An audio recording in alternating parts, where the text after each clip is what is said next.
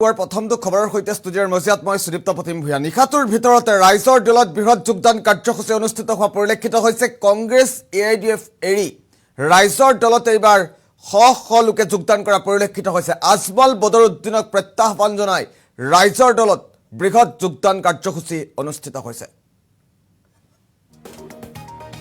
ধুবুৰীত ৰাইজৰ দলৰ বৃহৎ উত্থান। ধুবুৰীত ৰকিবুল আজমলক প্ৰত্যাহ্বান জনাই ৰাইজৰ দলত বৃহৎ যোগদান কাৰ্যসূচী অনুষ্ঠিত হৈছে। একেদিনাই কংগ্ৰেছ AIDF এৰি ৰাইজৰ দললৈ 5 শতাধিক লোক। নিশা ৰাইজৰ দলত যোগদানৰ বাবে ওলাই আহিল শতাধিক সদস্য। ধুবুৰীত AIDFৰ প্ৰতি মোহভংগ হৈছে শ সদস্যৰ আৰু AIDF এৰি ৰাইজৰ দলত এইবাৰ বৃহৎ যোগদান। ৰকিবুল হুছেইনক প্ৰত্যাহ্বান জনাই ৰাইজৰ দলত বৃহৎ যোগদান কাৰ্যসূচী। অখিল গগৈৰ নীতি আদৰ্শৰ প্ৰতি আকৃষ্ট হৈ শ লোকে যোগ দিছে ৰাইজৰ দলত। মুখ্যমন্ত্ৰীক সমালোচনা কৰি ৰাইজৰ দলৰ এই বৃহৎ যোগদান কাৰ্যসূচী। গৌৰীপুৰ সমষ্টিৰ সগুনমাৰী গাঁও পঞ্চায়তত এই যোগদান কাৰ্যসূচী অনুষ্ঠিত হৈছে।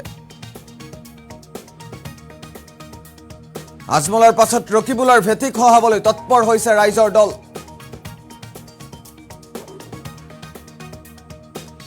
পুনৰবাৰ উল্লেখ কৰিছো, ধুবুৰীত ৰাইজৰ দলৰ বৃহৎ উত্থান। একেদিনাই 5 শতাধিক লোকে যোগ দিলে ৰাইজৰ দলত।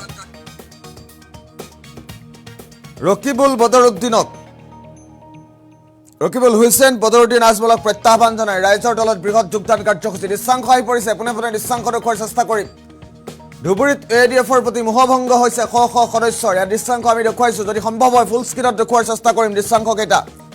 ধুবুৰীত ৰাইজৰ দলৰ বৃহৎ যোগদান কাৰ্যসূচী অনুষ্ঠিত হৈছে। নিশাৰ ভাগত এইদৰেই ৰাইজৰ দলত যোগ দিলে বহু সদস্যই।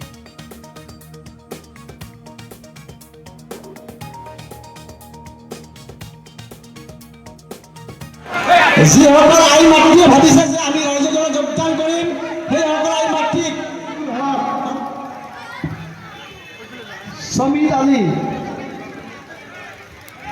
সমীৰ আলী, জাকিৰুল, নুৰ ইছলাম, আপোনালোকৰ নাম মই গাই আছো, আপোনালোকে এজনকে মঞ্চত আহিব। বাচ্চু শেখ,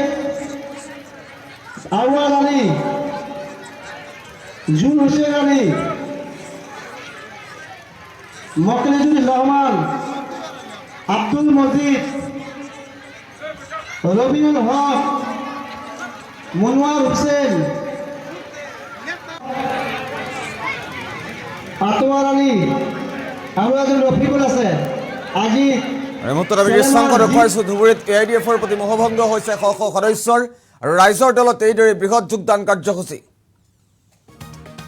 মন্তব্য আছে, এই সমগ্ৰ বিষয় সন্দৰ্ভত কিছু মন্তব্য আছে, আমি দৃশ্যাংশ দেখুৱাই যাম সমান্তৰালভাৱে। মন্তব্য আহি পৰিছে, পোনে পোনে মন্তব্য শুনাৰ চেষ্টা কৰিম।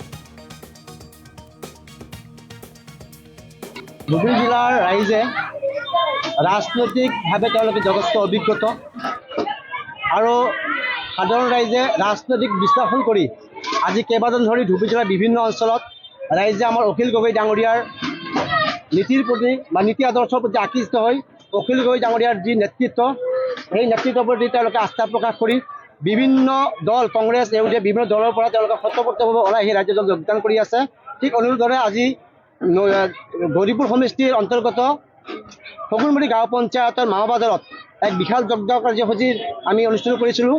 ইয়াতো ঠিক অনুৰোধ ধৰণেৰে এই গাঁও পঞ্চায়তৰ ৰাইজে প্ৰায় 3 শতাধিক ৰাইজে শতপক্ষভাৱে ওলাই আহি ৰাজ্যত যোগদান কৰিলে।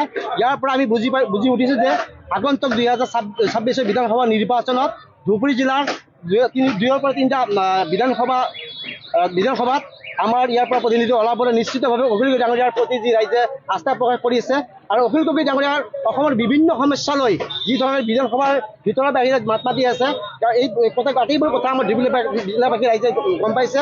অকল মুখ্যমন্ত্ৰী ডাঙৰীয়াই ধুবুৰী আৰু বৰপেটাক বাংলাদেশৰ শুদ্ধ বাংলাদেশ বুলি কৈছিল। অতি দুখৰে পৰিতাপৰ বিষয়, ধুবুৰী জিলাৰ পৰা মই প্ৰথমে নাম ল'ম এই বচি কাছুৰী ডাঙৰীয়াই, লগতে আছে আমাৰ ব্লেচিপাৰা পূব সমিতিৰ বিধায়ক শামছুল হুদা ডাঙৰীয়াই, গৌৰীপুৰ সমষ্টিৰ বিধায়ক মিজানুৰ ৰহমান ডাঙৰীয়া, ধুবুৰী বিধায়ক আমাৰ নজৰুল ইছলাম ডাঙৰীয়া, আমাৰ বীৰ সিং জৌৰা বৰ্তমান বীৰ সিং বিধানসভা ৱাজলি চৌধুৰী ডাঙৰীয়া, কোনো এজন ব্যক্তি ধুবুৰী জিলাৰ ৰাইজে ইমান ধুনীয়াকৈ নিৰ্বাচিত কৰি বিধানসভাৰ মজিয়ালৈ পঠিয়াই দিছে, কোনো এজন বিধায়কে এই আমাৰ মুখ্যমন্ত্ৰী ডাঙৰীয়াৰ কথাৰ কোনো প্ৰতিকাৰ প্ৰকাশ কৰা নাই। তেনেকুৱা বিধায়কৰ কোনো প্ৰয়োজন নাই বুলি ইতিমধ্যে ধুবুৰীবাসী ৰাইজে গম পাইছে।